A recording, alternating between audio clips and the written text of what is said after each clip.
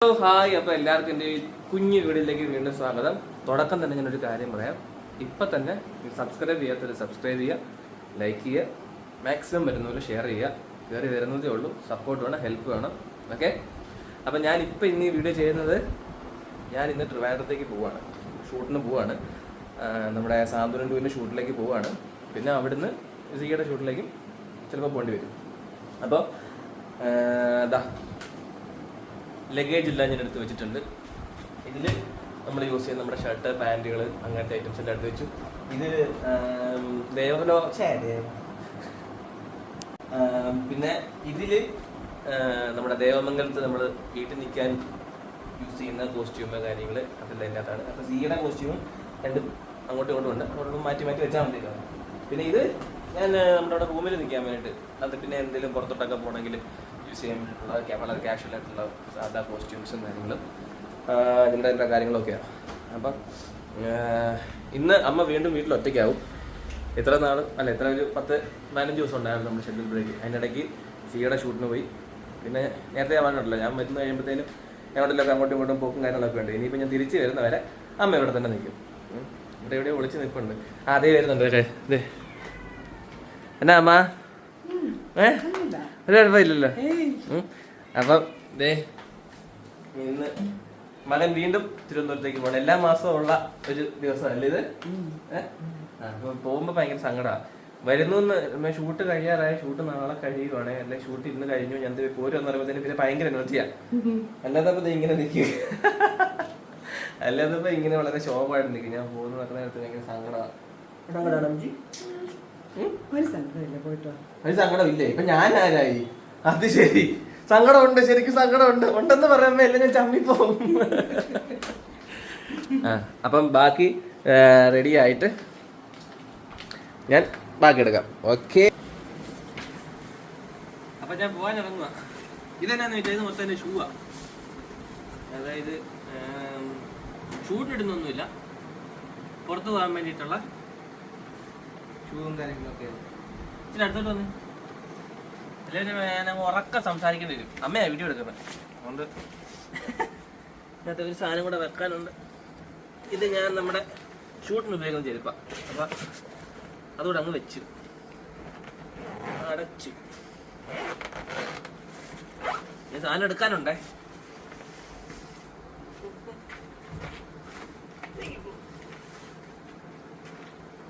ഇനി ഡിക്കിയിലും വെക്കാനുണ്ട്, ഇവിടെയും വെക്കാനുണ്ട്.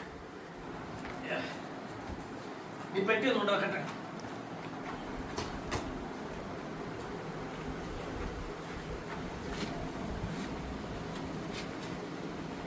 ഇത് മുഴുവൻ എൻ്റെ ആണോന്ന് ചോദിക്കും. ഇത് മുഴുവൻ എൻ്റെ തന്നെയാണ്, അധികമൊന്നും ഇല്ല. പിന്നെ പല പീസുകളായിട്ടങ്ങ് വെക്കുന്നതേ ഉള്ളൂ. ഈ വീഡിയോ എടുക്കുമ്പോൾ വേറെ പ്രത്യേകത കാണും. അമ്മ എന്നെ ഫോക്കസ് ചെയ്യുന്നതിനെ കൂട്ടി അമ്മ ചെടികളെ ഫോക്കസ് ചെയ്യും. അതെനിക്കറിയാം. ഈ ചെടി കിട്ടുന്നുണ്ടോ അമ്മ അറിയില്ല.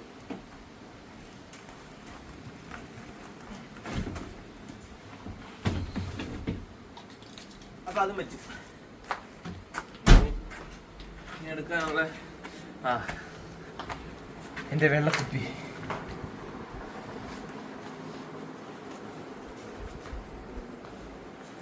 ഈ വെള്ളക്കുപ്പിയുടെ കാര്യം പറയാനുണ്ട്. ഇത് കണ്ട, ഇത് വെള്ളമാണ്. എൻ്റെ പേര് ഓൺലൈൻ മേടിച്ച, ആമസോണിൽ നിന്ന് എൻ്റെ അച്ചാച്ചൻ മേടിച്ചു തന്ന. അച്ചാച്ചൻ എന്ന് പറഞ്ഞാൽ ചേട്ടൻ. ചേട്ടൻ മേടിച്ചു തന്ന 1 ലിറ്റർ ഇല്ല, പക്ഷെ നല്ല ക്യൂട്ടല്ലേ, വിത്ത് മെന്നിയും. നിന്റെ വഴികൾ നിന്നെ കാത്തുപാലിക്കാൻ അവിടുന്ന് തന്നെ ദൂതന്മാരുടെ കൽപ്പിക്കും. നിന്റെ പാദം കയ്യിൽ തട്ടാതിരിക്കാൻ അവർ നിന്നെ കൈകൊണ്ട് ഭവിച്ചു. പ്രാർത്ഥന ഇപ്പം ഞങ്ങൾ എവിടെ പോയാലും പ്രാർത്ഥിക്കാൻ ജസ്റ്റ് ഇറങ്ങുന്നതിന് മുമ്പ് ഒന്ന് പ്രാർത്ഥിക്കും. അതിന് കൂടുതലായിട്ട് ഇതുപോലെ ദൂരയാത്രയൊക്കെ ചെയ്യാൻ നേരത്തൊക്കെ പോകുമ്പോഴത്തേനും സങ്കീർത്തനം 91 ഞാൻ വായിക്കും. അതായത് സാംസ് 91. നമുക്കൊരു ഒരു ഒരു പോസിറ്റിവിറ്റിയാണ്. അപ്പം അത് പ്രാർത്ഥിച്ച് പോച്ചേ അമ്മ. അപ്പം ഞാൻ ഇറങ്ങുകയാണ്. ഞാൻ പോയിട്ട് 2 ദിവസം കഴിഞ്ഞ് വരത്തില്ലേ എന്നും 2020 ദിലീപ് പറയുന്ന പോലെ. അപ്പോൾ പക്ഷേ ഒരു 10-12 ദിവസം തന്നെയായെങ്കിൽ കേട്ടോ. അച്ഛ വിളിച്ചോ? അച്ഛനോട് വിളിക്ക്. ഇറങ്ങാൻ നേരത്ത് അച്ഛ ഇല്ല, ഞാൻ വിളിച്ചില്ല, ഞാൻ വീഡിയോ എടുക്കുമല്ലായിരുന്നു. ഇറങ്ങാൻ നേരത്തെ എപ്പോഴും അച്ഛയോടും അച്ചാച്ചയോടൊക്കെ പറയും. ഇല്ല, അച്ചാച്ചയ്ക്ക് മെസ്സേജ് ചെയ്യാം ഒക്കെ പറഞ്ഞിട്ടേ ഇറങ്ങുള്ളൂ. അതുകൊണ്ട് ഇവിടുന്നൊരു ഈ സമയമാകുമ്പോൾ എനിക്കൊരു 4 മണിക്കൂറെങ്കിലും എടുക്കും. നല്ല തിരക്കല്ലേ. അച്ഛ വിളിക്കണം. അപ്പോൾ അതെ അച്ഛയോടും പറഞ്ഞു, അച്ഛേ ഞാൻ ഇറങ്ങുവാണേ. Okay tata bye bye. അമ്മ കുനിഞ്ഞ് ക്യാമറയുടെ ഒക്കെ അടിയിൽ കൂടെ ഒക്കെ കുനിഞ്ഞൊക്കെ പോകും. അതെ അതെ, ഫോട്ടോയ്ക്ക് പോലും നിൽക്കത്തില്ല ഇവിടെ. ഇപ്പം ഞാൻ പുറത്തൊക്കെ പോകുമ്പോഴത്തേനും ആരെങ്കിലും ഫോട്ടോകളൊക്കെ എടുക്കാൻ വേണ്ടി വരുമ്പോഴത്തേനും അമ്മയും കൂടെ നിൽക്കുന്നു പറയുമ്പോഴത്തേനും പിന്നെ കണ്ണടച്ച് തുറക്കുമ്പോഴത്തേനും അമ്മ ഇവിടെയൊക്കെ ആയിരിക്കും മുങ്ങിക്കളെ. അപ്പം ഇല്ലില്ല, പയ്യെ പോളൂ ചേട്ടാവേ.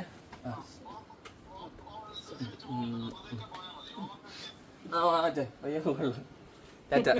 അച്ഛക്ക് ഭയങ്കര പേടിയാ. അതിപ്പം ഞാൻ പറയാം,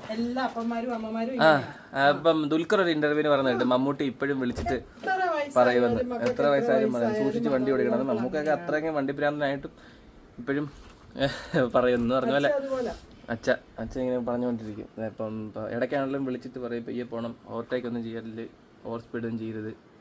ദൂരെ ഇരിക്കുമ്പോഴേ അതിൻ്റെ ബുദ്ധിമുട്ട് അറിയത്തുള്ളൂ. നമ്മളിപ്പോൾ ചിലപ്പോൾ ഇഗ്നോർ ചെയ്യും, പക്ഷെ അങ്ങനെ ഒരു സിറ്റുവേഷൻ വരുമ്പോഴേ നമുക്ക് മനസ്സിലാത്തുള്ളൂ. അല്ലേ അമ്മ? അതെ, എന്നാ പോയി ചേരാവേ. എല്ലാം ഞാൻ എടുത്തിട്ടുണ്ടെന്നാണ് എൻ്റെ വിശ്വാസം. ഇല്ല, ഞാൻ തിരിച്ചു വരാം. ചാർജറൊക്കെ എടുത്തെന്നാ തോന്നുന്നു. എടുത്തു. അവിടെ ഇരിപ്പുണ്ട്. എൻ്റെ സൗണ്ടിനൊരു ചെറിയ വ്യത്യാസമൊക്കെ ഇല്ലേ, പനിയും ജലദോഷമൊക്കെ ആയിരുന്നു. ഇനിയിപ്പം പയ്യെ ഇറങ്ങുകയാണ് ഗൈസ്. ഓക്കെ പോട്ടേമാ. ഇനിയിപ്പോ കൂട്ടിലിട്ട കിളിയാ. ഇനിയിപ്പോ ഞാൻ വരുന്ന വരെ പുറത്തിറങ്ങുകയില്ല.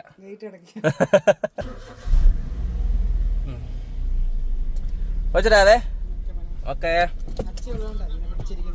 അതെ, അച്ഛൻ ലൈനിലുള്ളതുകൊണ്ടാ ഇങ്ങനെ ഇരിക്കുന്നത്. എന്നാ പോയിട്ടേ. ഓക്കെ, നമ്മൾ ഇറങ്ങുവാണേ. ഓക്കെ,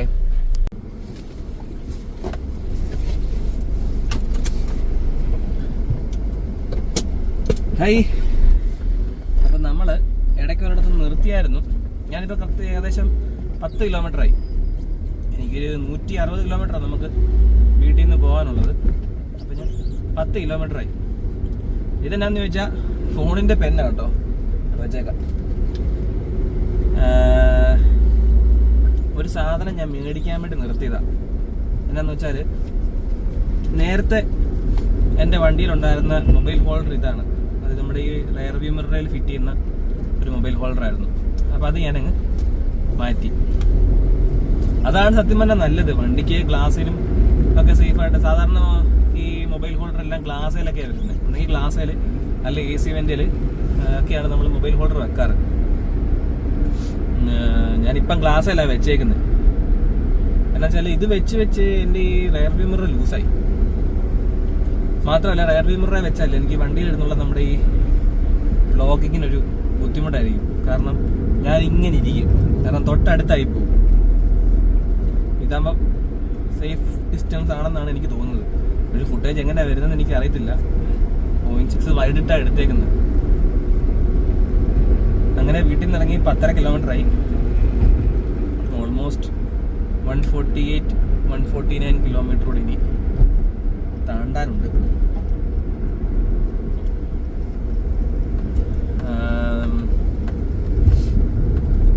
പിന്നെ എന്നാ, ഒറ്റയ്ക്ക് ഡ്രൈവ് ചെയ്യുമ്പോഴേ ചില സമയത്ത് ബോറടിക്കും, ചില സമയത്ത് ബോറടിക്കില്ല. ചിലർക്ക് ശരിയാവും, ചിലർക്ക് ശരിയാവില്ല എന്ന് പറഞ്ഞതുപോലെ. അപ്പോൾ ഞങ്ങൾ ഇങ്ങനെ ഇരുന്ന് നമ്മുടെ ലൊക്കേഷനിൽ ഇങ്ങനെ സംസാരിച്ചുകൊണ്ട സമയത്ത് ഇപ്പൊ കേക്കൊക്കെ ആണെങ്കിൽ നമ്മുടെ ഡ്രൈവ് ചെയ്തിട്ടുണ്ട് ആ ലൊക്കേഷനോട് വരുന്നതൊക്കെ. അപ്പൊ ഞങ്ങളിങ്ങനെ വണ്ടി ഓടിക്കുന്ന കാര്യം, ഒറ്റയ്ക്കൊക്കെ വണ്ടി ഓടിക്കുന്ന കാര്യങ്ങളൊക്കെ ഇങ്ങനെ പറഞ്ഞു തന്നതിന് കേക്ക് ഒരു കാര്യം പറഞ്ഞു.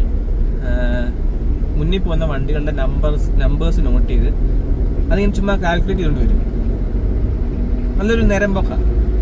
അപ്പം ഞാൻ കേൾക്കണ ഞാൻ ഇത് തന്നെ ചെയ്യും, സെയിം ഇതേ കാര്യം ഞാൻ തന്നെ ചെയ്തുകൊണ്ടിരിക്കും. വണ്ടികളുടെ നമ്പർ പ്ലേറ്റ് ഇങ്ങനെ നോക്കിക്കൊണ്ടേയിരിക്കും സ്ഥിരം. അത് നല്ല രസമാണ്. എന്നിട്ട് അത് കാൽക്കുലേറ്റ് ചെയ്തതിൽ എത്രയാണ് ആ വണ്ടിയുടെ നമ്പർ വരുന്നത്, കൂട്ടുമ്പോൾ എത്ര വരുന്നത് എന്നുള്ളത് ഇങ്ങനെ കാൽക്കുലേറ്റ് ചെയ്തുകൊണ്ടിരിക്കും. അതുപോലെ തന്നെയാണ് ചില സ്ഥലപ്പേരുകൾ.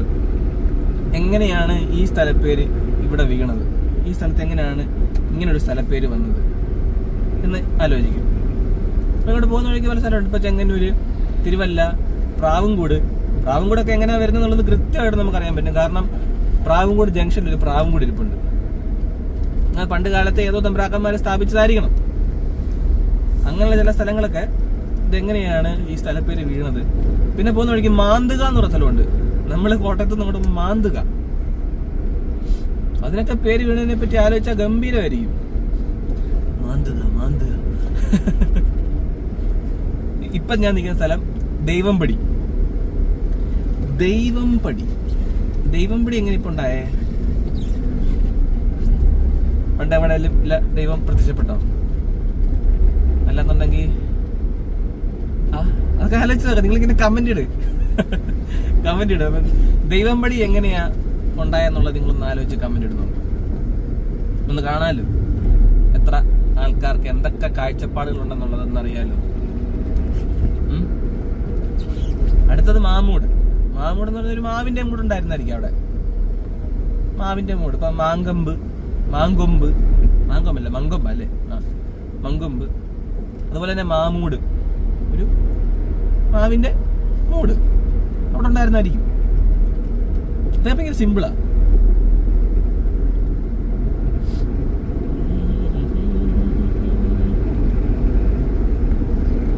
ഞാൻ സാധാരണ സ്ഥിരം പോയിക്കൊണ്ടിരുന്ന വഴിയിൽ നിന്ന് ഞാൻ കുറച്ചൊന്ന് മാറിപ്പോവാ. കാരണം ഞാനിവിടെ ഈ മാമൂടെന്ന് പറഞ്ഞ സ്ഥലത്തുനിന്ന് ലെഫ്റ്റ് തിരിഞ്ഞ് തിരുവല്ല TMM ഹോസ്പിറ്റലിലെ സൈഡിൽ കൂടെ കിടക്കുന്ന വഴിയാണ് പോയിക്കൊണ്ടിരുന്നത്. പക്ഷേ റോഡ് ഇച്ചിരി വിഷയമാണ്. ഇവിടുന്ന് മാമൂട്ടിനകത്തോട്ട് കയറുന്ന റോഡ് ഇച്ചിരി വിഷയമാണ്. അതുകൊണ്ട് ഞാൻ അത് മാറ്റി ഇപ്പം തെങ്ങണാന്നൊരു സ്ഥലമുണ്ട്, അവിടുന്ന് ലെഫ്റ്റ് തിരിഞ്ഞ് നേരെ തിരുവല്ല കട്ട് ചെയ്ത് അങ്ങനെ അങ്ങ് പോകാനാണ് എൻ്റെ പ്ലാൻ.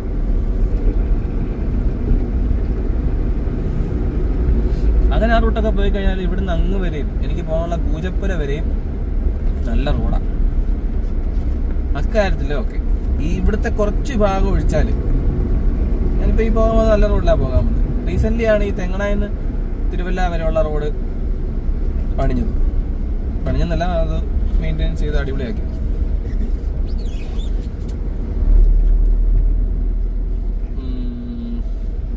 കൊള്ളാം.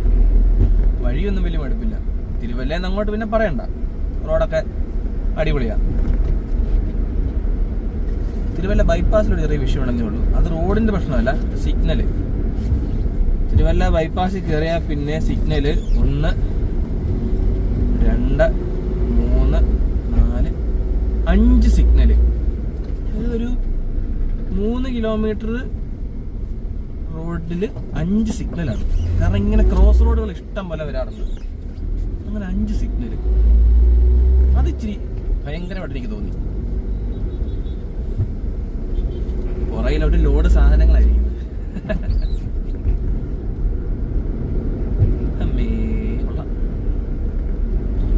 നമുക്ക് കോസ്റ്റ്യൂം നല്ലപോലെ യൂസേജ് ഉണ്ട്. എന്നുവെച്ചാൽ ഇനിയിപ്പോൾ ലൊക്കേഷനിലോട്ട് ഇത് കൊണ്ടുപോയി കഴിഞ്ഞാൽ പിന്നെ ലാസ്റ്റ് ഷൂട്ട് തീരുന്ന സമയത്തെ കോസ്റ്റ്യൂം അവിടെ ഇങ്ങോട്ട് എടുക്കത്തുള്ളൂ. കാരണം എപ്പോഴും ലൊക്കേഷനിൽ നിന്ന് നമ്മൾ വീട്ടിലോട്ട് കോസ്റ്റ്യൂം കൊണ്ടുവന്ന് അത് വലിയ പാടാണ്. അവിടെ ലൊക്കേഷനിലിരിക്കും, അവിടെ സേഫ് ആയിട്ടിരുന്നോളും. ഇവിടെ നിന്ന് ഈ കൊണ്ടുവന്നതും തിരിച്ചു കൊണ്ടുവരുന്നതുമായിട്ടുള്ളൊരു ചെറിയ ബുദ്ധിമുട്ടേ ഉള്ളൂ. ഓക്കെ, അവിടെ ചെന്ന് കഴിഞ്ഞാൽ പിന്നെ കുഴപ്പമൊന്നുമില്ല.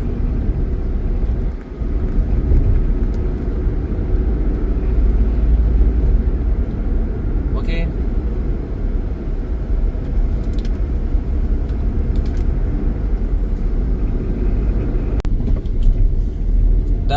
ഇതാണ് നമ്മൾ തിരുവല്ല ബൈപ്പാസ്.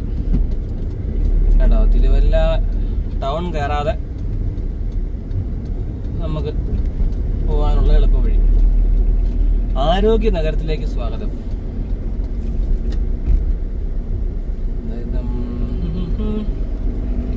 ബൈപ്പാസിലെ സിഗ്നലുകളുടെ കാര്യം ഞാൻ പറഞ്ഞിട്ടില്ലയോ? നിറച്ച് സിഗ്നലാണ്. ഇതങ്ങോട്ട് കയറിയ അവിടെ ഒരു സിഗ്നലുണ്ട്. സ്ഥാപിച്ച സിഗ്നലുകളെല്ലാം. ഇത് വലിയൊരു ഓവർ ബ്രിഡ്ജാ കേട്ടോ, താഴെ വഴിയൊന്നുമല്ല, വഴികൾ കുഞ്ഞു കുഞ്ഞു വഴികളൊക്കെ ഉണ്ടെന്ന് തോന്നുന്നു. ഇതാ കണ്ടില്ലേ സിഗ്നല്. ഇനിയിപ്പം 35 സെക്കൻഡും കൂടെ കിടക്കണം. ഒരു സിഗ്നൽ കഴിഞ്ഞു, 35 സെക്കൻഡ് സിഗ്നൽ കഴിഞ്ഞു. ഇനി ഇവിടെ തൊട്ടടുത്ത് തന്നെ അടുത്ത സിഗ്നലുണ്ട്. അവിടെ നിന്ന് ഇങ്ങോട്ട് എടുത്തതേ ഉള്ളൂ. മുൻപിലിതാ അടുത്ത സിഗ്നൽ, അതും റെഡ്. അത് ഇപ്പം റെഡ് ആയതേ ഉള്ളെന്ന് എനിക്ക് തോന്നുന്നത്. ആ പച്ച പച്ച പച്ച പച്ച പച്ച കത്തിയ സ്ഥിതിക്ക് കയറ്റി വെക്കാം. ഭാഗ്യമുണ്ട്, വണ്ടി അങ്ങോട്ട് നിന്ന് വന്നതേ ഉള്ളൂ. അന്നത്തേക്കും പച്ച കത്തി.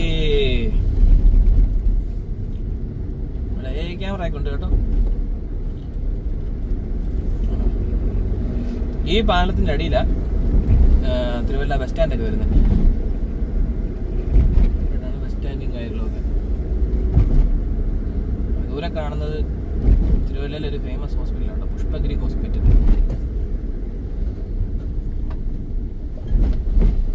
ഈ റൗണ്ട് അബൌട്ടുകളൊക്കെ ഇങ്ങനെ ഒരു പ്രൈവറ്റ് സ്ഥാപനങ്ങൾക്ക് കൊടുത്തിരിക്കുക, അവര് മെയിൻറ്റെയിൻ ചെയ്തോളും.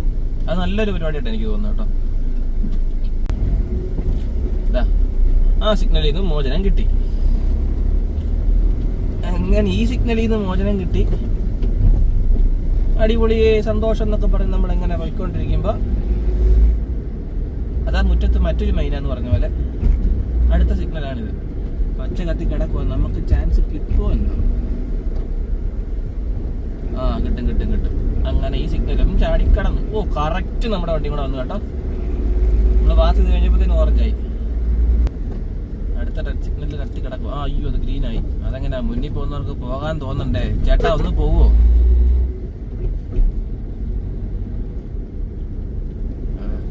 പുള്ളിക്ക് ചെന്നിട്ട് വലിയ അത്യാവശ്യം ഒന്നും ഉള്ളതെന്ന് തോന്നുന്നില്ല. കണ്ടേ, വലത്തോട്ട് പോണ്ട. ശബരിമല സീസണായി കഴിയുമ്പോഴത്തേനും ഭയങ്കര തിരക്കാണ്. ഈ ലെഫ്റ്റ് റൈറ്റ് റോഡിന്റെ 2 വശവും നിറച്ച ഈപ്പന്മാരുടെ വണ്ടിയായിരിക്കും.